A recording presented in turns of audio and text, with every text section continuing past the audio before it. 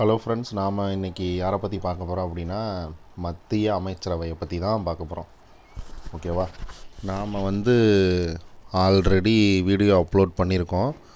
President, அதாவது குடியரசுத் தலைவர், துணை குடியரசுத் தலைவர் வைஸ் பிரசிடெண்ட்டு, அதுக்கப்புறம் பிரதம அமைச்சர் பிரைம் மினிஸ்டர், இவங்க 3 பேர்த்த பற்றியும் வீடியோவில் எக்ஸ்பிளைன் பண்ணியிருப்போம். இப்போ நம்ம அடுத்து பார்க்க போகிறது பார்த்திங்கன்னா மத்திய அமைச்சரவை, அவங்கள பற்றி தான் பார்க்க போகிறோம்.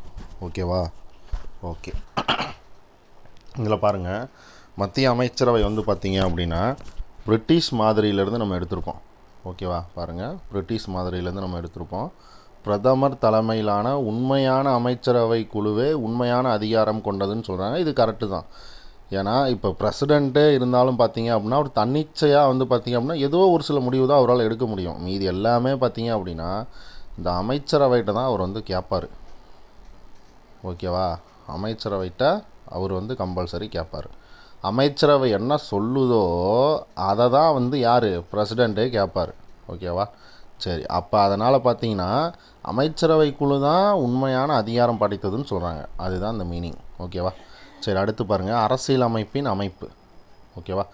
ஆர்டிக்கல் 74 நிறையா தடவை பார்த்தாச்சு இந்த ஆர்டிக்கல். ஓகேவா? ஆர்டிக்கல் 74 என்ன சொல்லுது?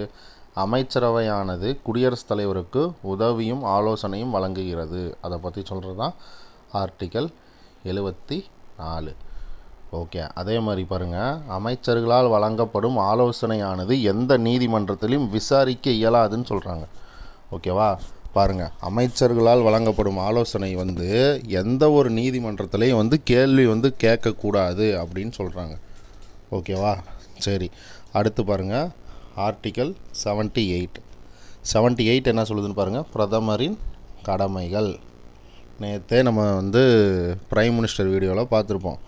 பிரதமரின் கடமைகள் 78 அப்படின்னா ஒரு 89 கூட்டினீங்க அப்படின்னா 167 முதலமைச்சரின் கடமைகள்னு வரும்னு சொன்னோம். ஓகேவா? அது ஸ்டேட்டுக்கு. ஓகே, அடுத்து பாருங்கள், குடியரசுத் தலைவருடன் தொடர்பு கொள்ளுதல். ஆமாம், பிரைம் மினிஸ்டருக்கும் குடியரசுத் தலைவருக்கும் பார்த்திங்க அப்படின்னா லிங்க் இருக்கும். ஸ்ட்ரைட்டாக சொல்லணுமில்ல, அதனால் குடியரசுத் தலைவருடன் தொடர்பு கொள்ளுதல். அதே மாதிரி பிரதமர் குடியரசுத் தலைவருக்கு இப்போ ஏதாவது தேவைப்பட்டுச்சு அப்படின்னா அதை சொல்கிறது பார்த்திங்க அப்படின்னா பிரதமரோட கடமையில் தான் வரும். ஓகேவா? ஆர்டிகல் 78 வரும். ஓகே, அது பாருங்கள், நிர்வாகம் தொடர்பான தகவல்களை வழங்குதல். யாருக்கு? பிரசிடெண்ட்டுக்கு. பிரதமர் தருவார். ஓகேவா? சரி, அடுத்து பாருங்கள், 75 ஆர்டிகல் 75 அமைச்சரவையின் இதர அமைப்புகளை பற்றி சொல்கிறது தான் 75. அமைச்சரவைன்னு வந்தாலே 75ன்னு போட்டுடணும். ஓகேவா? அடுத்து பாருங்கள், அமைச்சர்கள் பிரதமரின் ஆலோசனை பெயரில் குடியரசுத் தலைவரால் நியமிக்கப்படுகிறார்கள். இது 75ல் 1 நம்ம பார்த்தோமா, அதில் தானே வரும். ஓகேவா?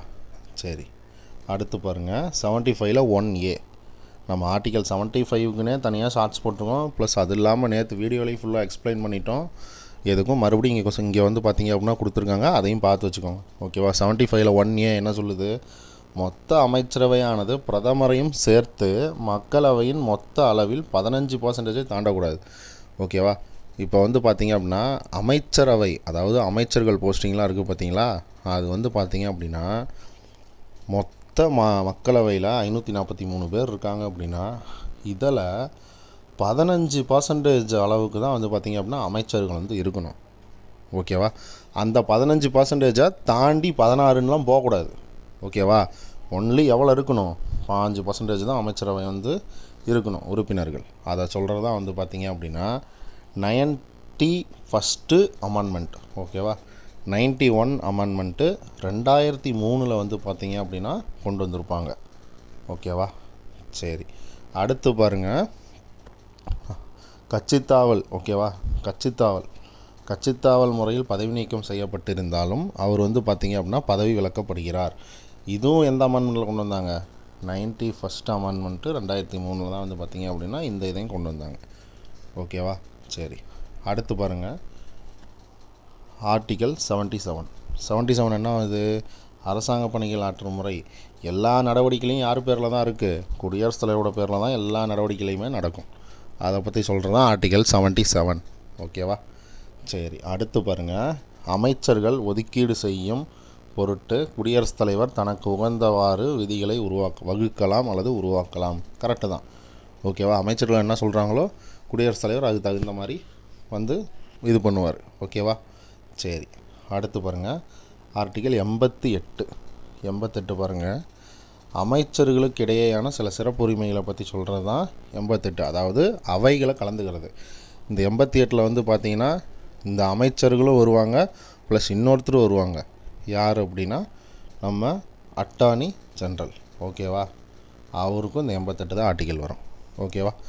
சரி, ஓகே. ஒவ்வொரு அமைச்சரும் இரு அவைகளின் கூட்டுத்தொடரில் பங்கு பெறவும் பேசுவதற்கும் உரிமை பெற்றுள்ளனர் அப்படின்னு எந்த ஆர்டிகல் சொல்லுதுன்னா இந்த ஆர்டிகல் 88 தான் சொல்லுது. ஓகேவா. அதே மாதிரி இந்த அட்டார்னி ஜென்ரலும் கலந்துக்கலாம் அப்படின்னு சொல்கிறது வந்து பார்த்திங்க அப்படின்னா இந்த ஆர்டிகல் 88. ஆனால் அவருக்கு வந்து பார்த்திங்க அப்படின்னா ஓட்டிங் வந்து பார்த்திங்க அப்படின்னா போட முடியாது. ஓட்டிங் பவர் வந்து பார்த்திங்க அப்படின்னா அவருக்கு கிடையாது. ஓகேவா. சரி, அடுத்து பாருங்கள் அமைச்சரவையின் ஆலோசனை. அமைச்சரின் ஆலோசனை பாருங்கள். 42வது 44வது சட்ட திருத்தம் வந்து பார்த்திங்க அப்படின்னா ரொம்ப ரொம்ப ரொம்ப ரொம்ப முக்கியம். அதான் சொல்கிறாங்க கட்டுப்படுத்தும் ஆலோசனை அப்படின்னு சொல்லிட்டு சொல்கிறாங்க பாருங்கள். 42வது 44வது அமெண்ட்மெண்ட்டையும். 42னா உங்களுக்கு தெரியும் 1976, 44 உங்களுக்கு தெரியும் 1978. இது வந்து இந்திரா காந்தி, இது வந்து மொரார்ஜி தேசாய். ஓகேவா. சரி, அடுத்து பாருங்கள் குடியரசுத் தலைவருக்கு அமைச்சரவையால் வழங்கப்பட்ட ஆலோசனை நீதிமன்றங்கள் விசாரணைக்கு உகந்ததல்ல. கரெக்டு தானே. அமைச்சரவை முன்ன தான் பார்த்தோம். அமைச்சரவைக்கு வந்து பார்த்திங்க அமைச்சரவையில் குடியரசுத் தலைவருக்கு எதாவது ஆலோசனை கொடுக்குறாங்க அப்படின்னா அதை வந்து எந்த நீதிமன்றமும் கேள்வி கேட்கக்கூடாது அப்படின்னு சொல்லியிருக்காங்க. ஓகேவா. ஆனால் 1971 பாருங்கள் என்ன சொல்கிறாங்கன்னு. 1971 உச்சநீதிமன்றமானது மக்களவை கலைக்கப்பட்டாலும் கூட அமைச்சரவையானது அதன் அலுவலக பணிகளை தொடரலாம் என்று உரைத்தது. உச்சநீதிமன்றம் வந்து பாருங்கள் என்ன சொல்லியிருக்கு 1971. அதாவது அமைச்சரவை வந்து கிளச்சிட்டாலும் ஆனால் மக்களவை லோக்சபா வந்து கிளச்சிட்டாலும் ஆனால் அமைச்சரவை வந்து பார்த்திங்க அப்படின்னா அதோட அலுவலக பணிகளை வந்து கண்டினியூஸாக செஞ்சுக்கிட்டு தான் இருக்கணும் அப்படின்னு சொல்லுது. ஓகேவா. எந்த வருஷம் அந்த தீர்ப்பை கொடுத்துருப்பாங்கன்னா 1971 உச்சநீதிமன்றம் அந்த தீர்ப்பை கொடுத்துருக்கோம். ஓகேவா. சரி, அடுத்து பாருங்கள் எந்த நிர்வாக அதிகாரமோ அமைச்சரவையின் ஆலோசனை அல்லது உதவியின்றி மேற்கொள்ளப்படுமாயின் அது ஆர்டிகல் 74 மீறியதாகும். ஓகேவா. ஆர்டிகல் 74 மீறியதாகும்.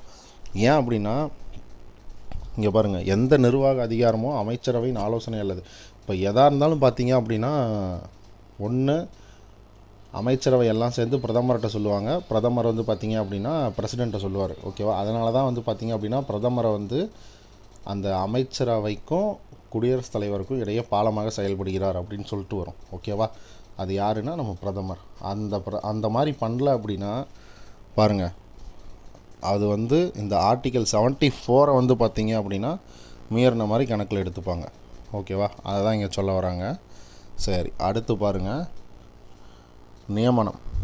யார் மற்ற அமைச்சரெல்லாம் பார்த்திங்க அப்படின்னா நியமனம் பிரதமரின் ஆலோசனை பெயரில் குடியரசுத் தலைவரால் நியமனம்.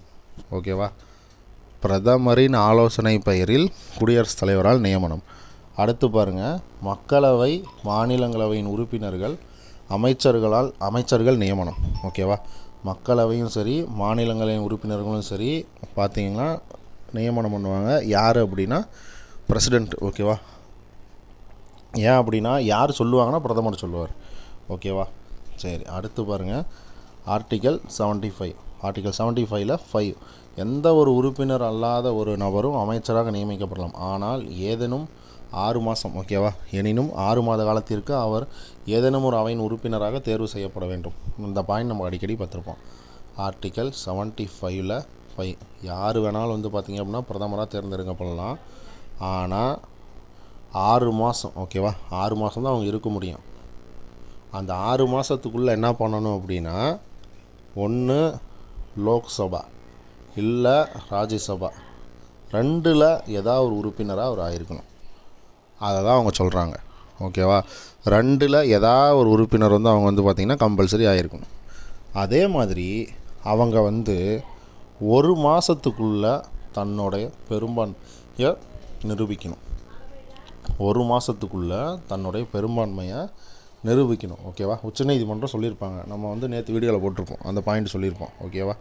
சரி, அடுத்து பாருங்கள் ஒரு அவையின் உறுப்பினர் இல்லாத ஒரு அமைச்சர் மற்றொரு அவையின் நடவடிக்கைகளில் பங்கேற்கலாம், பேசலாம். எனினும் அவையின் உறுப்பினராக உள்ளாரோ, ஓகேவா, எந்த அவையோட உறுப்பினராக அவர் இருக்காரோ அந்த அவையில் மட்டும்தான் வாக்களிக்க முடியும். புரியுதா இந்த பாயிண்ட் உங்களுக்கு? பாருங்கள், இப்போ ஒரு நபர் வந்து பார்த்தீங்க அப்படின்னா லோக்சபாவில் உறுப்பினராக இருக்கார். இவர் போய் ராஜ்யசபாவில் போய் உட்காந்து ராஜ்யசபாவில் பேசிகிட்டு இருக்காரு. எங்கே? ராஜ்யசபாவில். ஆனால் இவர் உறுப்பினராக இருக்கிறது இந்த லோக்சபாவில் இருக்கார். ஆனால் இந்த ராஜ்யசபாவில் உட்காந்து பேசிகிட்டு இருக்காரு. இப்போ ராஜ்யசபாவில் ஓட்டிங் எடுக்கிறாங்க அப்படின்னா இந்த லோக்சபா உறுப்பினர் வந்து ராஜ்யசபா உறுப்பினராக வந்து பார்த்திங்கன்னா மாறி ஓட்டெலாம் போட முடியாது. இவர் எந்த அவையில் இருக்காங்களோ அப்படின்னா, ஓகேவா, லோக்சபாவில் இருக்கார் அப்படின்னா லோக்சபாவில் மட்டும்தான் ஓட்டிங் போட முடியும். ராஜ்யசபாவில் ஓட்டிங் போட முடியாது. அதை தான் இங்கே சொல்ல வராங்க. அதே மாதிரி நீங்கள் ராஜ்யசபா மெம்பராக இருந்தீங்கன்னா, ஓகேவா, நீங்கள் ராஜ்யசபா உறுப்பினராக இருந்தீங்க அப்படின்னா இந்த ராஜ்யசபாவில் மட்டும்தான் ஓட்டிங் போட முடியும். லோக்சபாவில் ஓட்டிங் போட முடியாது. அதான் சொல்ல வராங்க. சரி, அடுத்து பாருங்கள், பதவி பிரமாணம். பதவி பிரமாணம் பாருங்கள், குடியரசுத் தலைவரால் நிர்வகிக்கப்படுகிறது. அமைச்சர்களின் பதவி பிரமாணமானது இந்திய அரசியலமைப்புக்கு உண்மையான நம்பிக்கையும் விசுவாசத்தையும் தாங்குது. ஓகேவா, அதான் சொல்கிறாங்க. அமைச்சரவையோட பதவி பிரமாணத்தில் இப்படிலாம் சொல்லுவாங்க. அடுத்து பாருங்கள், இந்தியாவின் இறையாண்மையையும் ஒருமைப்பாட்டையும் நிலைநிறுத்துதல், தனது அலுவலகத்தின் கடமைகளை உண்மையாகவும் மனசாட்சியும் நேர்மையாகவும் நிறைவேற்றுவது. ஓகேவா, அடுத்து பாருங்கள், அரசியலமைப்பு மற்றும் சட்டத்தின்படி அனைத்து மக்களுக்கும் தயவு, பாசம், தவறான விருப்பம் இல்லாமல் சரியானவற்றை மேற்கொள்வது. ஓகேவா, அடுத்து பாருங்கள், 1990 துணை பிரதமர் தேவிலால் அவர்களின் பதவி பிரமாணம் அரசியலமைப்புக்கு அப்பாற்பட்டது என விவாதிக்கப்பட்டது. பாருங்கள், 1990 தேவிலால் அப்படின்ற ஒரு துணை பிரதமராக வந்திருப்பார். ஓகேவா, அவரோட பதவி பிரமாணம் எடுத்திருப்பார். ஆனால் துணை பிரதமரை பற்றி கான்ஸ்டியூஷனில் எங்கேயுமே சொல்லலைல்ல, அப்புறம் எதுக்கு அவர் பதவி பிரமாணம் எடுத்தார் அப்படின்னு சொல்லிட்டு அது கான்ஸ்டியூஷனுக்கு அகைன்ஸ்டாக இருக்குது அப்படின்னு சொல்லி எல்லாமே விமர்சனம் பண்ணியிருப்பாங்க.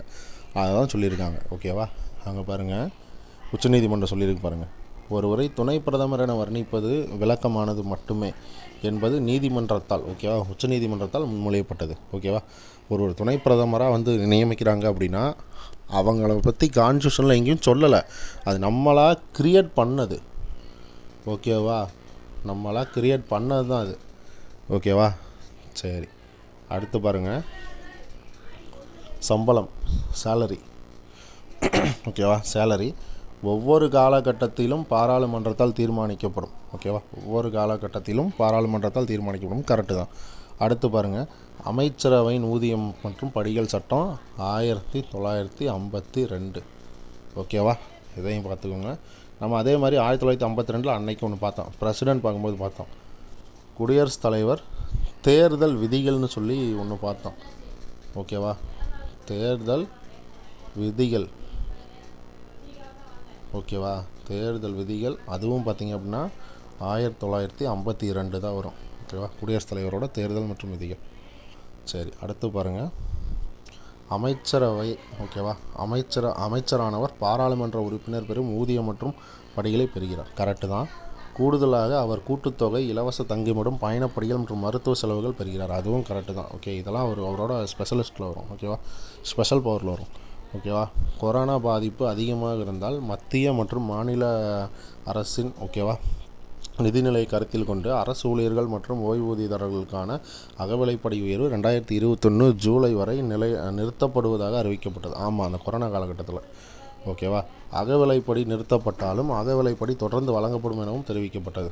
ஆமாம், கரெக்டு தான். சரி, அடுத்து பாருங்கள், இதெல்லாம் நீங்கள் மெயின்ஸில் எழுதலாம் அந்த பாயிண்ட்லாம். சரி, அடுத்து பாருங்கள், பொறுப்புணர்வு. அமைச்சரோட பொறுப்புணர்வு ஒரு 3 டைப்பில் இருக்குப்பா. ஓகேவா, இந்த 3 சும்மா பார்த்து தெரிஞ்சு வச்சுக்கோங்க. ஓகேவா, பாருங்கள், கூட்டு பொறுப்புணர்வு அப்படின்னா கலெக்டிவ் ரெஸ்பான்சிபிலிட்டி. ஓகேவா, கூட்டு பொறுப்பு அப்படின்னா கலெக்டிவ் ரெஸ்பான்சிபிலிட்டி. தனி பொறுப்புணர்வு அப்படின்னா இண்டிவிஜுவல் ரெஸ்பான்சிபிலிட்டி. ஓகேவா, தனி பொறுப்புணர்வு அப்படின்னா இண்டிவிஜுவல் ரெஸ்பான்சிபிலிட்டி. சட்டப்பூர்வமற்ற பொறுப்புணர்வுனா நோ லீகல் ரெஸ்பான்சிபிலிட்டி. ஓகேவா, இந்த 3த்தையும் வந்து பார்த்து வச்சுக்கோங்க. சரி, இதில் பாருங்கள், கூட்டு பொறுப்புணர்வுனா என்ன அப்படின்னா, ஓகேவா, கூட்டு பொறுப்புணர்வு ஃபஸ்ட் நம்ம பார்க்க போகிறது கூட்டு பொறுப்புணர்வு. ஓகேவா, கூட்டு பொறுப்புணர்வுனா என்ன அப்படின்னா, இந்திய பாராளுமன்ற முறை அரசாங்கத்தின் முறையின் அடிப்படையிலான பின்னணி கொள்கை என்னவென்றால் கூட்டு பொறுப்புணர்வு ஆகும். அதாவது கூட்டாக செயல்படணும், அதான் அப்படி சொல்லியிருக்கானுங்க, வேறு ஒன்றும் கிடையாது. ஓகேவா? அதான் பாருங்கள், ஆர்டிகல் 75ல் 3 சொல்லுவாங்க, நம்ம அடிக்கடி சொல்லிகிட்டே இருப்போம். கூட்டுன்னு ஒரு 3 லெட்டர் இருந்துச்சுன்னா ஆர்டிகல் 75ல் 3 நம்ம சொல்லிகிட்டே இருந்திருப்போம். ஓகேவா? அதில் கூட்டுன்ற ஒரு வார்த்தை வந்திருக்கும். ஓகேவா? கூட்டுன்ற ஒரு வார்த்தை வந்திருக்கும். 75ல் 3. ஓகேவா? சரி, அனைத்து அமைச்சர்களும் பாராளுமன்றத்தின் மக்களவையில் அவர்களது செய்கைகளுக்கு கூட்டு பொறுப்புடையவர்கள் அப்படின்னு சொல்கிறது தான் 75ல் 3 அதை பற்றி தான் சொல்லுது. ஓகேவா? சரி, அடுத்து பாருங்கள். மக்களவையில் அமைச்சரவைக்கு எதிராக நம்பிக்கையில்லா தீர்மானம் நிறைவேற்றப்படும் போது மக்களவையில் உள்ள அமைச்சர்கள் மட்டுமின்றி மாநிலங்களவையில் உள்ள அமைச்சர்களும் பதவி விலக வேண்டும். புரியுதா பாயிண்ட் உங்களுக்கு? அதாவது இப்போ மக்களவையில் அமைச்சரவைக்கு எதிராக நம்பிக்கையில்லா தீர்மானம் கொண்டு வராங்க. ஓகேவா? மக்களவையில் லோக்சபாவில் இந்த மாதிரி நம்பிக்கையில்லா தீர்மானம் கொண்டு வராங்க. அமைச்சரவைக்கு எதிராக நம்பிக்கையில்லா தீர்மானம் கொண்டுட்டு வரும்போது இப்போ பார்த்திங்க அப்படின்னா அது பாஸ் ஆயிடுச்சு. ஓகேவா? லோக்சபாவில் அமைச்சரவைக்கு எதிராக கொண்டு வர நம்பிக்கையில்லா தீர்மானம், அது பில்லு பாஸ் ஆயிடுச்சுன்னு வச்சுக்கோங்க. இந்த மாதிரி தீர்மானம் நிறைவேற்றிட்டாங்க அப்படின்னா அதனால் மக்களவையில் இருக்கக்கூடிய அமைச்சர்கள் எல்லாமே பார்த்திங்க அப்படின்னா இது ஆயிடணும். ஓகேவா? கண்டிப்பாக அவங்களோட இதை பதவியை கேன்சல் பண்ணிடணும். அதே மாதிரி அந்த அமைச்சர் பதவி போனாலும், மக்களவையில் இருக்க அமைச்சர் பதவி போனாலும், மாநிலங்களவையிலிருந்து அமைச்சர்கள் தேர்ந்தெடுக்கப்பட்டிருப்பாங்கல்ல. இப்போ நிர்மலா சீதாராமனெல்லாம் பார்த்தீங்க அப்படின்னா மாநிலங்களவையில் தான் அமைச்சராக இருக்காங்க. அவங்க நிதியமைச்சர், அவங்களாம் பார்த்திங்கன்னா மாநிலங்களவையில் தான் உறுப்பினராக இருக்காங்க. ஓட்டு போட்டுலாம் யாரும் அவங்கள தேர்ந்தெடுக்கலை. ஓகேவா? மக்கள் யாரும் ஓட்டு போட்டுலாம் அவங்கள யாரும் தேர்ந்தெடுக்கலை. அவங்களுக்குள்ளே இருக்கிற எம்எல்ஏஸ் எம்பிஸ் தான் ஓட்டு போட்டு தேர்ந்தெடுத்து அமைச்சிருக்காங்க. புரியுதா உங்களுக்கு? அதனால் பார்த்தீங்க அப்படின்னா கம்பல்சரி அந்த ஆளுங்கட்சியில் இருக்கவங்க அமைச்சரவை, அது எந்த அவையாக இருந்தாலும் சரி, மக்களவையில் நிறைவேற்றிட்டாங்க அப்படின்னா மாநிலங்களவையில் இருக்கக்கூடிய அமைச்சர்களும் பார்த்தீங்க அப்படின்னா பதவி விலகணும்னு சொல்கிறாங்க. அதை தான் இந்த பாயிண்டில் கொடுத்துருக்காங்க. ஓகேவா? சரி, அடுத்து பாருங்கள். அமைச்சர்கள் குழு. ஓகேவா? அமைச்சர்கள் குழு பிரதமருக்கு மக்களவையை கலைத்துவிட்டு புதிதாக தேர்தல் நடத்த ஆலோசனை நடத்தலாம். ஓகேவா? அமைச்சர்கள் குழு இந்த மாதிரி கேட்டுக்குவாங்களாம்மா. ஓகேவா? அதாவது ஓகேவா, அமைச்சர்கள் குழு பிரதமருக்கு ஓகேவா மக்களவையை கலைத்து விட்டு புதிதாக நம்ம தேர்தல் நடத்திக்கலாம் அப்படின்னு ஆலோசனை கொடுக்கலாமா. அதுதான் சொல்கிறாங்க. ஓகேவா? சரி, அடுத்து பாருங்கள். ஓகேவா? அடுத்து பாருங்கள். ஏதாவது ஒரு அமைச்சர் கேபினட் அமைச்சரவையின் முடிவுகளை ஒத்துக்கொள்ள இயலாத போது அவர் பதவி விலக வேண்டும். பார்த்துக்கோங்க. இப்போ கேபினட்லேருந்து ஓகேவா ஒரு அமைச்சர் கேபினட் அமைச்சரவையின் முடிவுகளை ஏற்றுக்கலை அப்படின்னா அவங்கள உடனே பதவி விலக சொல்லிடுவாங்க. ஓகேவா? நல்லா பார்த்து வச்சுக்கோங்க இந்த பாயிண்ட்டு. அடுத்து பாருங்கள். அம்பேத்கர் பார்த்திங்கன்னா இந்த மாதிரி தான் பதவி விலகியிருப்பார். இங்கே பாருங்கள், 1953 இந்து குறியீட்டு மசோதான்னு ஒன்று இருக்கும். தனது சக பணியாளர்களுடன் ஏற்பட்ட மாற்று கருத்து காரணமாக பதவி விலகினார். புரியுதா? அம்பேத்கரே பதவி விலகிறார் பாருங்கள், 1953. ஓகேவா? என்ன மசோதா? இந்து குறியீட்டு மசோதா. நல்லா பாருங்கள். ஓகேவா? இந்து குறியீட்டு மசோதா. சரி, ஓகே. அடுத்து பாருங்கள். சிடி தேஷ்முக் பாருங்கள், மாநில மறுசீரமைப்பு கொள்கையில் கருத்து முரண்பாடு காரணமாக அவரும் பதவி விலகியிருக்கார். அதே மாதிரி ஆரிஃப் முகமது, இவரும் பார்த்திங்கன்னா முஸ்லீம் பெண்கள் விவகாரத்திலிருந்து பாதுகாக்க உரிமை சட்டம் 1986 கருத்து முரண்பாடு காரணமாக பதவி விலகினார்.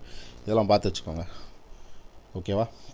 அம்பேத்கர் பார்த்திங்க அப்படின்னா இந்து குறியீட்டு மசோதா, சிடி தேஷ்முக் பார்த்திங்க அப்படின்னா மாநில மறுசீரமைப்பு கொள்கைக்காக, ஆரிஃப் முகமது பார்த்திங்கன்னா முஸ்லீம் பெண்கள் விவகாரத்துக்காக. ஓகேவா? சரி, அடுத்து பாருங்கள். தனி பொறுப்புணர்வு. இது பார்த்திங்கன்னா இண்டிவிஜுவல் ரெஸ்பான்சிபிலிட்டி, ஆர்டிகல் 75. தனி பொறுப்பு கொண்டவர்கள் யார்? அமைச்சர்கள் குடியரசுத் தலைவர் விரும்பும் முறை பதவி வகிப்பார். கரெக்டு தான். குடியரசுத் தலைவர்கள் எந்த ஒரு அமைச்சரையும் மக்களவையில் நம்பிக்கை இல்லாத போது பதவி நீக்க முடியும். ஆமாம், கரெக்டு தான். மக்களவையில் அமைச்சர்கள் நம்பிக்கை இல்லை அப்படின்னா பதவி நீக்கிடலாம். ஓகேவா? பாருங்கள். அடுத்தது குடியரசுத் தலைவர் பிரதமரின் ஆலோசனைப்படி அமைச்சரவை பதவி நீக்க முடியும். ஆமாம், பிரதமர் தான் சொல்லணும். ஓகேவா, பிரதமர் தான் சொல்லணும். அமைச்சரவை வந்து இந்த மாதிரி பதவி நீக்கலாமா அந்த அமைச்சரை அப்படின்னு சொல்லிட்டு பிரதமர் தான் சொல்லணும். அடுத்து பாருங்கள், ஒருவேளை அமைச்சர் மற்றும் பிரதமர்களுக்கிடையே கருத்து ஒற்றுமை இல்லாத போது, திருப்தி அடையாத போது குடியரசுத் தலைவர் பதவி நீக்கம் செய்ய அறிவுறுத்தலாம். ஆமாம், அது வந்து சொல்லலாம். பட் ஆனால் பார்த்திங்கன்னா இது வரைக்கும் அந்த மாதிரிலாம் நடந்தது கிடையாது. ஓகேவா, சரி. அடுத்து பாருங்கள், அம்பேத்கர் சொல்கிறாரு. என்ன சொல்கிறாரு அப்படின்னா, இந்த மாதிரி கூட்டு பொறுப்பு என்பது பிரதம அமைச்சரின் கருவி செயல்பாட்டின் மூலம் அடைய முடியும் அப்படின்னு சொல்கிறார். ஓகேவா, கூட்டு பொறுப்புணர்வு அப்படின்றது பிரதம அமைச்சரோட கருவி செயல்பாட்டின் மூலம் மட்டுமே அடைய முடியும்னு சொல்கிறார். ஓகேவா, சரி. அடுத்து பாருங்கள், சட்டப்பூர்வமற்ற பொறுப்புணர்வு, நோ லீகல் ரெஸ்பான்சிபிலிட்டி அப்படின்னா இது வந்து இங்கிலாந்தில் இருக்கக்கூடிய பொதுமக்களோட சட்டம் தொடர்பான அரசாணையில் அமைச்சர்களின் ஒப்புதல் இருக்கும் அப்படின்னு சொல்கிறாங்க. ஓகேவா, இதாவது அமைச்சர்களோட ஒப்புதல் வந்து இருக்கும் அப்படின்னு சொல்லி சொல்கிறாங்க. எங்கே? இங்கிலாந்தில். ஓகேவா, சட்டத்தை மீறுதல் தொடர்பான எந்த ஒரு ஆணையிலும் அமைச்சர் பொறுப்பானவர், மேலும் நீதிமன்றத்தால் பதில் சொல்ல கடமைப்பட்டவர் ஆவார். ஓகேவா, அங்கே பாருங்கள், சட்டத்தை மீறுதல் தொடர்பான எந்த ஒரு ஆணையிலும், ஓகேவா, அமைச்சர் பொறுப்பானவர், அமைச்சர் தான் பொறுப்பு. ஓகேவா, இப்போ புதுசாக ஒரு சட்டம் கொண்டு வராங்கன்னா அந்த சட்டத்தை மீறிட்டாங்க அப்படின்னா அதுக்கு வந்து பார்த்திங்க அப்படின்னா அமைச்சர் தான் பொறுப்பேற்றுக்கணும். ஓகேவா, அது மட்டும் இல்லாமல் நீதிமன்றத்துலேயும் அவங்க போய் பதில் சொல்லணும். இதனால தான் சட்டத்தை மீறிட்டேன் அப்படின்னு சொல்லி பதில் சொல்லணும். ஓகேவா, சரி. ஆனால் அரசர் தவறு செய்ய முடியாது, எனவே நீதிமன்றத்தால் நிலைநிறுத்த முடியாது, நீதிமன்றத்தில் நிறுத்த முடியாது. ஓகேவா, அரசர் தவறு செய்ய முடியாது. இது வந்து அங்கே. ஓகேவா, எங்கே? இங்கிலாந்தில். ஓகேவா, யூகே, இங்கிலாந்தில், பிரிட்டிஷ். ஆனால் இந்தியாவில் பாருங்கள், இந்தியாவில் இவ்வகையான சட்டப்பூர்வமான பொறுப்புணர்வு கிடையாது. ஓகேவா, சட்டப்பூர்வமான பொறுப்புணர்வு கிடையாது. எனவே குடியரசுத் தலைவரின் பொதுமக்களின் சட்டம் தொடர்பான ஆணையில் அமைச்சர்களின் ஒப்புதல் தேவையில்லை. ஓகேவா, அமைச்சர்களோட ஒப்புதல் தேவையில்லை அப்படின்னு சொல்லி சொல்கிறாங்க. ஓகேவா, பார்த்துக்கோங்க, சட்டப்பூர்வமற்ற.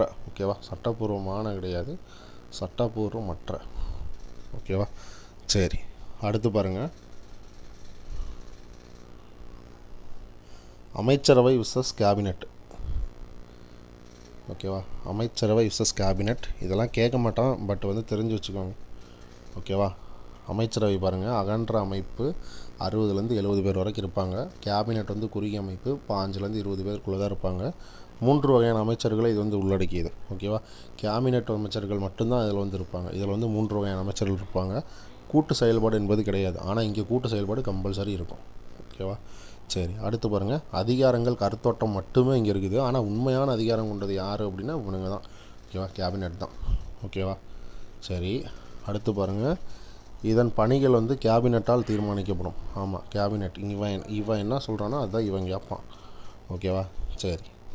கொள்கை முடிவுகள் மேற்கொண்டு அமைச்சரவையை வழிநடத்தும். ஆமாம், கரெக்டு, இவன் தான் வந்து அமைச்சரவையை வழியை நடத்துவான். யார்? கேபினெட்டு.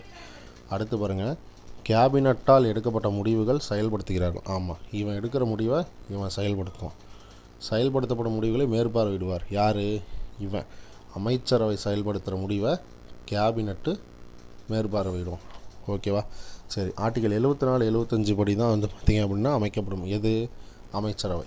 ஓகேவா, அதே மாதிரி 44வது அமெண்ட்மெண்ட் படி என்ன சொல்கிறாங்க அப்படின்னா, அரசியலமைப்பு சார்ந்த, ஓகேவா, அரசியலமைப்பு சார்ந்த அமைப்பாகும். 352 இணைக்கப்பட்ட கேபினட் எனும் சொல்லாகும். 352 ஓகேவா, இணைக்கப்பட்ட கேபினட் எனும் சொல்லாகும். பாராளுமன்றத்தின் கீழவை அமைச்சரவையின் கூட்டு பொறுப்புணர்வை செயல்படுத்துகிறது. கீழவை அப்படின்னா லோக்சபா, அதான் சொல்கிறானுங்க இங்கே. ஓகேவா, சரி. இதெல்லாம் நீங்கள் பார்த்து வச்சுக்கோங்க. மெயின்ஸ் படிக்கிறவங்க இதெல்லாம் கொஞ்சம் பார்த்து வச்சுக்கோங்கப்பா, கண்டிப்பாக ஹெல்ப்ஃபுல்லாக இருக்கும். சரி. அடுத்து பாருங்கள், 3 வகையான அமைச்சர்கள். ஓகேவா, என்னென்ன அமைச்சர்கள்? ஆக்சுவலாக 2 தான் இருக்கும், பட் ஆனால் வந்து இதில் வந்து 3 இருக்கும். இந்த 3ஐ வந்து பார்த்து வச்சுக்கோங்க.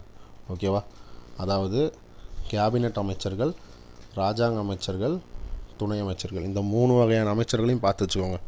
ஓகேவா, சரி. பாருங்கள், கேபினட் அமைச்சர், கேபினட் மினிஸ்டர்ஸ். ஓகேவா, உள்துறை, பாதுகாப்பு, நிதி, வெளியுறவு போன்ற முக்கிய அமைச்சக துறைகளில் தலைமை பொறுப்பு வகிப்பவர் யார் அப்படின்னா இந்த வந்து கேபினட் அமைச்சர் தான். ஓகேவா, சரி. அடுத்து பாருங்கள், 1952 ராஜாங்க அமைச்சருக்கு கேபினட் அமைச்சர் என்ற புதிய தரநிலை பதவி வழங்கப்பட்டது. ஓகேவா. புதிய தரநிலை பதவி வழங்கப்பட்டது. உடனே பார்த்தீங்க அப்படின்னா 1957 ஓகேவா அந்த பதவி வந்து பார்த்திங்க அப்படின்னா முந்தைய பதவியை மீட்டெடுக்கப்பட்டது. ஓகேவா. 1952 ராஜாங்க அமைச்சருக்கு இணையாக கேபினெட் அமைச்சர் அப்படின்ற புதிய தரநிலை கிரியேட் பண்ணியிருப்பாங்க. ஆனால் மறுபடியும் 1957 பார்த்திங்க அப்படின்னா அதை வந்து கேன்சல் பண்ணியிருப்பானுங்க. ஓகேவா. சரி, அடுத்து பாருங்கள். கேபினெட் தான் வந்து பார்த்திங்க அப்படின்னா உண்மையான அதிகார மையம். இது நம்ம முன்ன தான் பார்த்தோம் அந்த டிஃப்ரெண்ட்டில். ஓகேவா. கேபினெட் அமைச்சரவையின் அரசின் கொள்கைகளை வகுப்பவர்களாகவும் அரசின் பல்வேறு துறைகளை தலைமையேற்று நடத்துவோராகவும் உள்ளனர். ஆமாம், கரெக்டு தான். அதான் நம்ம முன்னையும் பார்த்தோம். அடுத்து பாருங்கள், வெளியுறவு கொள்கைகளை ஓகேவா வெளியுறவு கொள்கைகளை முடிவு செய்வதோடு சர்வதேச உடன்படிக்கைகளுக்கும் ஒப்புதல் அளிக்கிறது. ஓகேவா. எல்லாமே வந்து பார்த்திங்க அப்படின்னா இங்கே வந்து கேபினெட் தான். ஓகேவா. எல்லாமே கேபினெட் தான். வெயிட் 5-20 பேர் வரைக்கும் இருப்பாங்களா, இவங்க தான் மெயினான ஆளுங்க. ஓகேவா. சரி, கேபினட்டோட முக்கிய அதிகாரங்கள் பார்த்துக்கோங்க. உள்நாட்டு வெளியுறவு கொள்கை முடிவுகள், சட்டம் இயற்றுதல், நிதிநிலை அறிக்கை, ஆளுநர், அதுக்கப்புறம் நீதிபதி போன்ற உயர் பதவி நியமனங்கள், அவசர சட்டம், நெருக்கடி நிலை, இதெல்லாமே இவங்க தான் வந்து சொல்லுவானுங்க. ஓகேவா. இதெல்லாம் கொஞ்சம் வெயிட்டானதுப்பா, இதெல்லாம் பார்த்துக்கோங்க. இதெல்லாம் வந்து ரொம்ப ரொம்ப முக்கியம். ஆனால் ஒவ்வொரு டைமும் எக்ஸாமுக்கு நானும் பார்த்துட்டு தான் போகிறேன். இதெல்லாம் கேட்க மாட்டேங்கிறான். மெயின்ஸுக்கு தான் எழுதுகிற மாதிரி இருக்குது. ஓகேவா. சரி, எதுக்கும் பார்த்து வச்சுக்கோங்க. அடுத்து பாருங்கள், ராஜாங்க அமைச்சர்கள், மினிஸ்டர் ஆஃப் ஸ்டேட். ஓகேவா. அமைச்சர்கள் அல்லது துறைகளுக்கு சுதந்திரமான தனி பொறுப்பு வகிப்பர். கேபினட் அமைச்சர்களுக்கு உதவியாக இருப்பார். ஓகேவா. கேபினட் அமைச்சருக்கு ஹெல்ப் பண்ணுறவன் யாருன்னா அந்த ராஜாங்க அமைச்சர். ஓகேவா. பாருங்கள், இவர்களுக்கு ஓகேவா இவர்களில் சிலர் தனிப்பட்ட துறைகளுக்கு தலைமை தாங்கும் பொறுப்பு அளிக்கப்படுகிறது. ஆமாம், தனிப்பட்ட இதுக்கு. ஓகேவா. அடுத்து பாருங்கள், கேபினட் அமைச்சர்களின் கீழ் பணியாற்றுகிறார்கள். இப்போ தான் பார்த்தோம். ஓகேவா. சரி, அடுத்து பாருங்கள், பிரதமரோட அழைப்பு இல்லாமல் கேபினட்டில் கூட்டங்களில் கலந்து கொள்ள முடியாது. யார்? இந்த ராஜாங்க அமைச்சர்கள். ஓகேவா. இந்த ராஜாங்க அமைச்சர் பார்த்திங்க அப்படின்னா பிரதமர் வந்து கூப்பிட்டா தான் அந்த ராஜாங்க அமைச்சர்கள் கலந்துக்கணும். ஓகேவா. அப்படி கூப்பிடல அப்படின்னா கலந்துக்கக்கூடாது. அதுதான் ரூலு. ஓகேவா. சரி, அடுத்து பாருங்கள், இணையமைச்சர்கள். இணையமைச்சர்கள், துணை அமைச்சர்கள்னால் டெப்புட்டி மினிஸ்டர், அதை தான் சொல்ல வராங்க. இதெல்லாம் பார்த்துக்கோங்க. இதெல்லாம் வந்து முக்கியம். பிரதமர், துணை பிரதமர் யார் யாருன்னு பார்த்துக்கோங்க. ஃபஸ்ட்டு பாருங்கள், நேருவோட காலத்தில் வல்லபாய் பட்டேல், சர்தார் வல்லபாய் பட்டேல் துணை பிரதமராக இருந்திருப்பார். இந்திரா காந்தியோட காலத்தில் மொரார்ஜி தேசாய் துணை பிரதமராக இருந்திருப்பார். சரண் சிங்கோட காலத்தில் ஜெகஜீவன் ராம் இருந்திருப்பார். ஒய்பி சவான் இருந்திருப்பாங்க. 2 பேர் இருந்திருப்பாங்க. ஓகேவா. அடுத்து பாருங்கள், விபி சிங்கோட காலத்துலேயும் சந்திரசேகர் 2 பேர்த்தோட காலத்துலேயும் தேவிலால் இருந்திருப்பார். ஓகேவா. வாஜ்பாயோட காலத்தில் எல்கே அத்வானி இருந்திருப்பாங்க. மொரார்ஜி தேசாயோட காலத்தில் சரண் சிங்கும் இருந்திருப்பார். ஜெகஜீவன் ராமும் இருந்திருப்பார். ஓகேவா. சரி, ஓகே. அடுத்து பாருங்கள், கேபினட் அமைச்சர்கள். ஓகேவா. கேபினட் அமைச்சர்கள் மற்றும் ராஜாங்க அமைச்சர்களுக்கு உதவியாக அமைச்சர்கள் செயல்படுகின்றனர். பாருங்கள், கேபினட் அமைச்சர்கள் மற்றும் ராஜாங்க அமைச்சர்கள் 2 பேர்த்துக்குமே ஹெல்ப்ஃபுல்லாக இருக்கிறவங்க யார் அப்படின்னா இந்த அமைச்சர்கள் தான். ஓகேவா. ஓகே, அதாவது இந்த இணை அமைச்சர்கள் வந்து பார்த்திங்க அப்படின்னா செயல்படுவாங்க. கேபினட் அமைச்சருக்கும் இந்த ராஜாங்க அமைச்சர்களுக்கும். ஓகேவா. 2 பேர்த்துக்கும் சேர்த்து உதவியாக இருப்பாங்க. அடுத்து பாருங்கள், கேபினட் கூட்டங்களில் கலந்து கொள்ள முடியாது. ஓகேவா. ஆனால் தன்னிச்சையாகவும் செயல்பட முடியாது. ஓகேவா. இதுவும் முடியாது. கேபினட் கூட்டத்திலையும் கலந்துக்க முடியாது. ஆனால் ராஜாங்க அமைச்சர்கள் பார்த்திங்க அப்படின்னா பிரதமர் கூப்பிட்டாங்க அப்படின்னா கலந்துக்கலாம். அது வந்து ராஜாங்க அமைச்சர்கள். ஓகேவா. ஆனால் இவங்க இருக்காங்க பார்த்தீங்களா. ஓகேவா. இணையமைச்சர்கள் இருக்காங்க பார்த்தீங்களா. இணையமைச்சர்கள் அல்லது துணை அமைச்சர்கள் இவங்கெல்லாம் பார்த்திங்கன்னா எங்கேயுமே கலந்துக்க முடியாது. ஓகேவா. சரி, அடுத்து பாருங்கள், அமைச்சகங்கள். ஓகேவா. அமைச்சகங்கள் துறைகளுக்கு சுதந்திரமான தனி பொறுப்பு வழங்கப்படுவதில்லை. ஆமாம், கரெக்டு தான். சுதந்திரமாக கொடுக்க மாட்டாங்க. கேபினட் மற்றும் ராஜாங்க அமைச்சர்களுக்கு உதவிகரமாக இருப்பார்கள். ஆமாம், கரெக்டு தான். அடுத்து பாருங்கள், அமைச்சர்கள் குழுவின் கடைசி வகையாக கருதப்படுவது பாராளுமன்ற செயல்கள். ஆமாம், எந்த துறையும் இவர்கள் கட்டுப்பாட்டில் இல்லை. ஆமாம், எதுவுமே இவங்களோட கட்டுப்பாட்டில் கிடையாது. அடுத்து பாருங்கள், 1967 இத்தகைய செயலர்கள் நியமிக்கப்பட்டதில்லை, ராஜீவ்காந்தியின் முதல் கட்ட அரசாங்கத்தை தவிர. ஓகேவா. இந்த ராஜாங்க அமைச்சர்கள். ஓகேவா? சரி, இதை பார்த்துக்கோங்க. அடுத்து பாருங்கள், கேபினட்டோட பங்கு.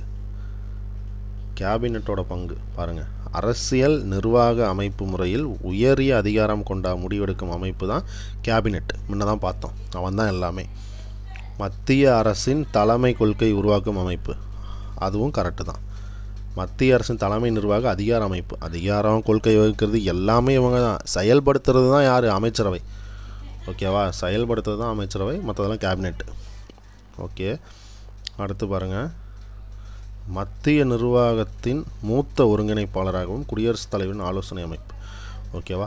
மத்திய நிர்வாகத்தோட மூத்த ஒருங்கிணைப்பாளராக செயல்படுகிறது. ஓகேவா? குடியரசுத் தலைவரின் ஆலோசனை அமைப்பாகவும் செயல்படுகிறது. அதான் சொல்கிறாங்க. நெருக்கடி கால நிலையங்களில் நெருக்கடி மேலாளராக செயல்படும். ஆமாம், ஏன்னா அவங்க தானே சொல்லுவாங்க அமல்படுத்தலாமா வேணாமான்னு. பிரசிடெண்ட் வந்து அந்த இடத்துல ஒரு டம்மியாக தானே இருக்கார். ஓகேவா? சரி, அடுத்து பாருங்கள், உயர்ந்த பதவிகளுக்கு பணியமர்த்தும் போது ஆதிக்கம் செலுத்துகிறது. அதிக ஆதிக்கம் இவங்க தான். ஓகேவா? பொதுவாக பெரும்பான்மையான சட்டமன்ற நிதி விவகாரங்கள், வெளியுறவு கொள்கை மற்றும் விவகாரங்கள் தொடர்புடையது. ஆமாம், எல்லாமே இவங்க தான். சரி, இப்போ அடுத்து பாருங்கள், இந்த நிழல் அமைச்சரவைன்னு சொல்லிட்டு ஒரு 2 இருக்கும். ஓகேவா? நிழல் அமைச்சரவை, கிச்சன் கேபினெட், குடும்ப அமைச்சரவை. அதாவது 2 ஒன்று தான். ஓகேவா? மோஸ்ட்லி இது 2 ஒன்று தான்.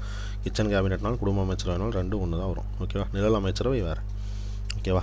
இங்கே பாருங்கள், நிழல் அமைச்சரவையின் தலைவர். இதை வந்து ப்ரீவியஸ் இயர் கொஸ்டின்ப்பா, இதை வேணால் பார்த்து வச்சுக்கோங்க.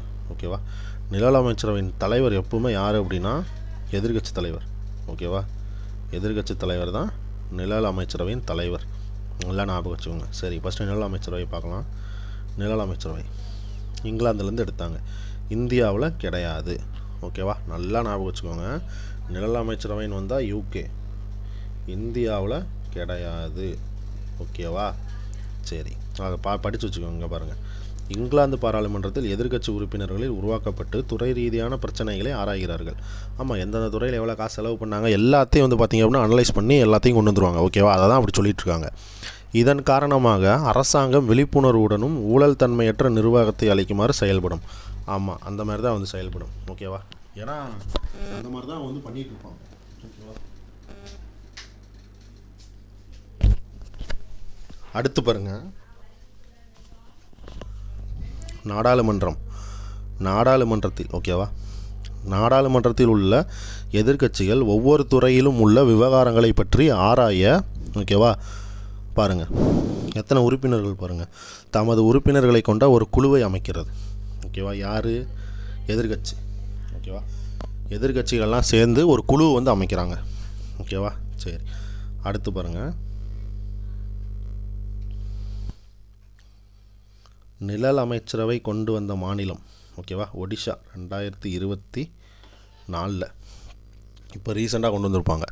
இது வந்து கரண்ட் அஃபேர்ஸ், சிஏ, இதை பார்த்து வச்சுக்கோங்க. ஓகேவா? கேட்டாலும் கேட்டு விட்ருவோம்பா. ஓகேவா? அதனால தான் சொல்கிறேன், பார்த்து வச்சுக்கோங்க. நிழல் அமைச்சரவையை ரீசெண்டாக எந்த மாநிலம் வந்து கொண்டு வந்துச்சு அப்படின்னு கேட்டாங்க அப்படின்னா ஒடிசா. ஓகேவா? எப்போ அப்படின்னா 2024 நிழல் அமைச்சரவையை தனக்குன்னு கொண்டு வந்த மாநிலம் எதுன்னு கேட்டாங்கன்னா ஒடிஷா, இந்தியாவில். ஓகேவா? சரி, பாருங்கள், இதன் மூலம் எதிர்க்கட்சிகள் அரசின் எந்த பிரச்சனைகளையும் தெளிவாக அறிந்து கொள்ள முடிகிறது. ஆமாம், கரெக்டு தான். ஏதாவது எல்லாத்தையுமே கேதர் பண்ணுறாங்கல்ல, எல்லா டீட்டெயிலையும் கேதர் பண்ணுறாங்க. அப்படி இருக்கும்போது யாரும் ஏமாற்ற முடியாதுல்ல அந்த இடத்துல, அதனால தான். சரி, அடுத்து பாருங்கள், கிச்சன் கேபினெட் அல்லது இன்னர் கேபினெட். பாருங்கள், பிரதமர் இதன் தலைவர். கரெக்டு. 15லிருந்து 20 பேர் வரைக்கும் இருப்பாங்க அமைச்சர்கள். நாட்டின் உயரிய கொள்கையிலே முடிவெடுக்கும் அமைப்பும் இதுதான். உள் கேபினெட் எனவும் அழைக்கப்படுகிறது. அதான் இன்னர் கேபினெட் நீங்கள் சொன்னோம், அதுவும் அப்படியும் சொல்லுவாங்க. ஓகேவா? அதான் அது. அடுத்து பாருங்கள், கேபினெட் அமைச்சர்கள் மட்டும் அல்லாது. ஓகேவா? கேபினெட் அமைச்சர்கள் மட்டும் அல்லாது வெளிநபர்களையும் உள்ளடக்கியது. பிரதமர்கள், நண்பர்கள் மற்றும் உறவினர்கள் கூட. ஓகேவா? பிரதமர்களோட நண்பர்கள் மற்றும் உறவினர்கள் கூட இதில் இருப்பாங்க.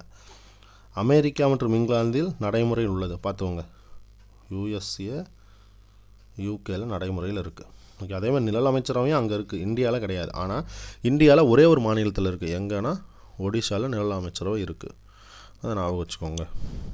ஓகே, அடுத்து பாருங்கள், பிரதமர் மற்றும் 2லிருந்து 4, ஓகேவா, செல்வாக்கு மிக்க நபர்கள் இருப்பாங்க. ஓகேவா? அடுத்து பாருங்கள், கேபினட் அமைச்சர்களிடம் பிரதமர் அனைத்து அரசியல் மற்றும் நிர்வாக தகவலையும் வெளிப்படையாக கலந்தாலோசிக்கிறார். பார்த்தீங்களா, கேபினட் அமைச்சர்கள்ட்ட தான். ஓகேவா, பார்த்துக்கோங்க. ஏன்னா 15 to 20 பேர் தானே இருப்பாங்க. அந்த 20 பேர்த்துக்குள்ளே அவர் எது வேணாலும் சொல்லிப்பார். பர்சனல் விஷயத்தை கூட சொல்லிப்பார். பர்சனலாக ஏதாவது பிரச்சனை இருந்தால் கூட சொல்லிப்பார். அதை தான் சொல்கிறாங்க அங்கே. அடுத்து பாருங்கள், குடும்ப அமைச்சரவை. ஓகேவா, அமைச்சர்களுக்குள்ளேயே ஒரு சிறு குழுவாக செயல்படுற குழு தான் வந்து பார்த்திங்கன்னா குடும்ப அமைச்சரவை. இது வந்து ஒரு முறைசாரா குழு, எனினும் உண்மையான அதிகாரம் இங்கே வந்து பார்த்திங்கன்னா இங்கேயும் வந்து பார்த்திங்கன்னா அவர் எல்லாம் சொல்லுவார். அதே மாதிரி இதில் பாருங்கள், முக்கியமாக அரசியல் பிரச்சனை முடிவுகள் எடுப்பதில் ரகசியத்தையும் பாதுகாக்க பிரதமருக்கு இந்த அமைச்சரவை குழு உதவுகிறது. ஓகேவா, அங்கே பாருங்கள், முக்கிய அரசியல் பிரச்சனை முடிவுகள் எடுப்பதற்கு இந்த குழு வந்து பார்த்திங்கன்னா உதவுதுன்னு சொல்கிறாங்க. எது? குடும்ப அமைச்சரவை. ஓகேவா, சரி. அடுத்து பாருங்கள், இதோட நன்மைகள் என்னென்ன அப்படின்னா, மிகுந்த திறன் கொண்ட முடிவெடுக்கும் அமைப்பு, ரகசியங்களை பேணிட உதவுகிறது. ஓகேவா, ரகசியங்களை பாதுகாக்க உதவுது. அடுத்து பாருங்கள், குறைபாடுகள் என்னென்ன அப்படின்னா, அமைச்சரவின் அதிகாரம் மற்றும் நிலையை குறைக்கிறது மற்றும் சட்ட நடவடிக்கைகளை சுற்றி வளைக்கிறது. ஆமாம், ஓகேவா, ஏன்னா இவங்களுக்கு மட்டுமே தெரிகிற மாதிரி இது பண்ணால் அப்புறம் ரொம்ப இதாக இருக்கும்ல.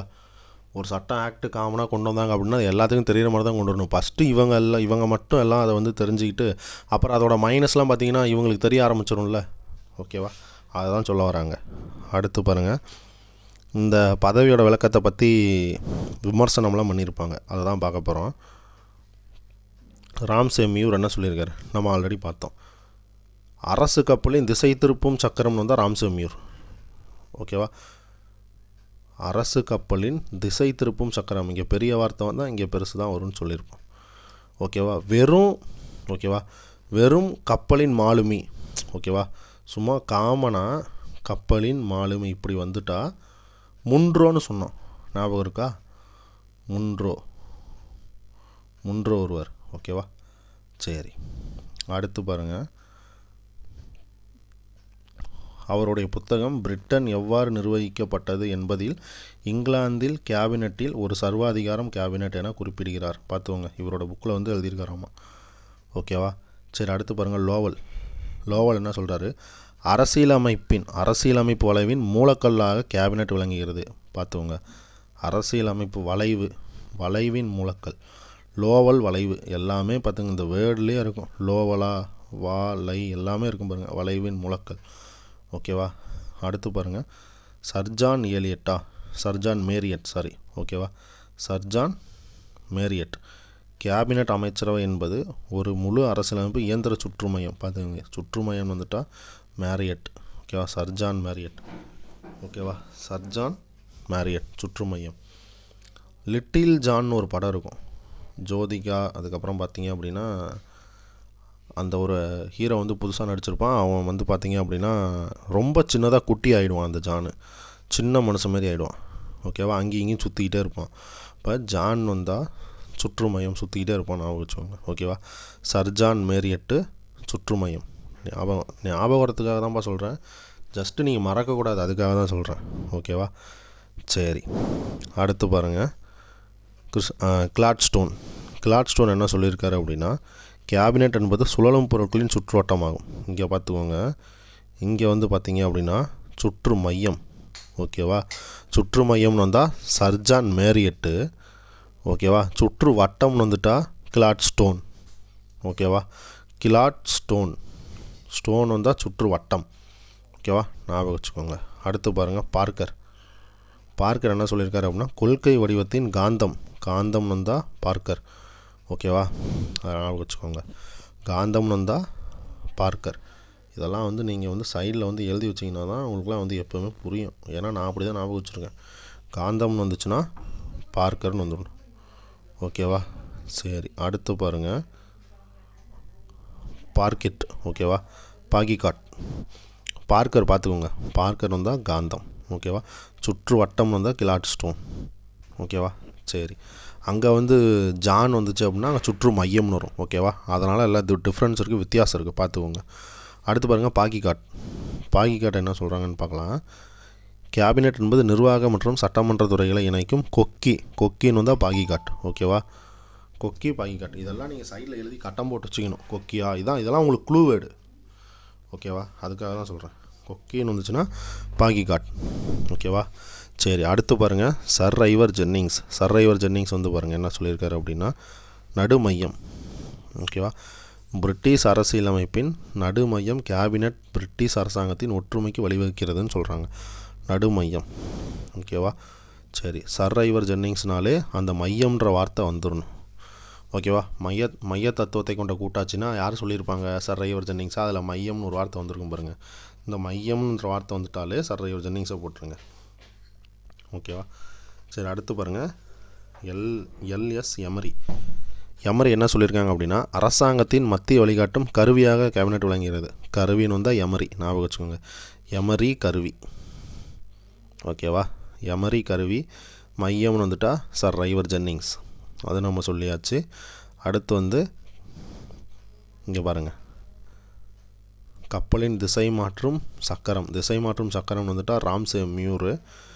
வெறும் கப்பலின் மாலுமின்னு வந்துட்டா முன்ரோ, முன்ன தான் சொன்னோம். ஓகேவா? முன்ரோ. அடுத்து வந்து பார்த்திங்க அப்படின்னா லோவல் வந்து பார்த்திங்க அப்படின்னா அரசியலமைப்பின் வளைவு லோவல்னு சொன்னோம். லோவல்னால் வளைவு. சர்ஜான் மேரியட்டு சுற்று மையம். ஓகேவா? ஜான் வந்துட்டா சுற்று மையம். கிளாட் ஸ்டோன் வந்துட்டா சுற்று வட்டம். ஓகேவா? இப்போ பாருங்கள் பார்க்கர் வந்துட்டா காந்தம். ஓகேவா? பார்க்கர்னால் காந்தம். பாகிகாட் அப்படின்னா என்ன சொன்னோம் நம்ம? கொக்கி. ஓகேவா? பாகிகாட்னா கொக்கி. அடுத்து பாருங்கள் சர் ஐவர் ஜென்னிங்ஸ்னு வந்துட்டா மையம். ஓகேவா? நடு மையம். எமரி வந்துருச்சு அப்படின்னா கருவி. எமரி கருவி. ஓகேவா? இதெல்லாம் குழு வேடுப்பா, தயவு செஞ்சு பார்த்து வச்சுக்கோங்க. சரி, ஓகே. அடுத்து பாருங்கள் மத்திய அரசாங்க அமைச்சர்கள் மற்றும் துறைகள் கொள்கைகளை உருவாக்கும் முக்கிய கட்டமைப்பாகும். ஆமாம், இவங்க தான் வந்து வெயிட் இந்த இடத்துல. அமைச்சகத்தின் கட்டமைப்பு அதில் என்ன சொல்கிறாங்கன்னா மத்திய அரசாங்கத்தின் அமைச்சகத்தின் 3 முக்கிய அடுக்குகளை கொண்டது. ஓகேவா? 3 முக்கிய அடுக்கு. அது என்னென்ன அப்படின்னா ஒன்று அரசியல் தலைமை, இன்னொன்று செயலகம், இன்னொன்று நிர்வாக அமைப்பு. ஓகேவா? இதில் பாருங்கள் அரசியல் தலைமை ஒரு கேபினட் அமைச்சர். ஓகேவா? ஒரு கேபினட் அமைச்சர், சில நேரங்களில் துணை அமைச்சர்கள் இருப்பாங்க. செயலரை தலைமையாக கொண்டது. செயலரை தலைமையாக கொண்டது. இணை மற்றும் துணை செயலர்கள் உதவியாக இருப்பாங்க. கரெக்டு. அடுத்து பாருங்கள் துறை தலைமையின் கீழ் செயல்படும் நிர்வாக அமைப்பு.